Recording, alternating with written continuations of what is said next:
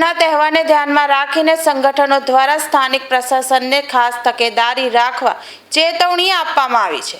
તહેવાર દરમિયાન હિન્દુઓની ધાર્મિક લાગણી ન દુભાય અને કાયદો વ્યવસ્થાની સ્થિતિ જળવાઈ રહે તે માટે પ્રશાસન દ્વારા અત્યારથી જ યોગ્ય અને ચુસ્ત વ્યવસ્થા ગોઠવવામાં આવી તેમજ કોઈ પણ સંજોગોમાં ગૌહત્યા થતી રોકવામાં આવે તેવી સ્પષ્ટ રજૂઆત કરાઈ છે।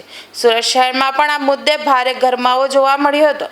વિશ્વ હિન્દુ પરિષદ અને બજરંગ દળના સ્થાનિક પદાધિકારીઓ તથા સેંકડો કાર્યકર્તાઓ મોટી સંખ્યામાં સુરત કલેક્ટર કચેરી ખાતે એકત્રિત થયા હતા, જ્યાં તેઓએ ગૌમાતાના સન્માનમાં અને ગૌહત્યાના વિરોધમાં જોરદાર સૂત્રોચ્ચાર કરીને સમગ્ર વહીવટી પરિસર ગજવી મૂક્યું હતું।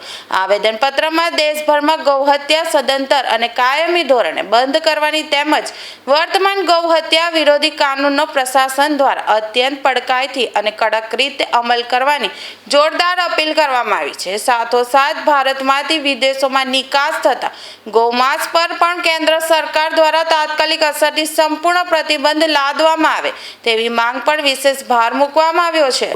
આજે વિશ્વ હિન્દુ પરિષદ ગૌ રક્ષા આયામના નેતૃત્વમાં રાજ્યપાલશ્રીને કલેક્ટરશ્રીના માધ્યમથી એક આવેદનપત્ર આપવામાં આવ્યું છે।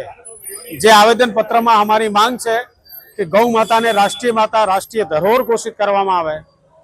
ગૌ હત્યા વિરોધી જે કાનૂન છે એ કાનૂનને સખ્તીથી લાગુ કરવામાં, સંપૂર્ણ દેશમાં એક પણ ગાયની હત્યા નહીં થાય તે માટેનો એક સખ્તીથી કાનૂન લાગુ થાય।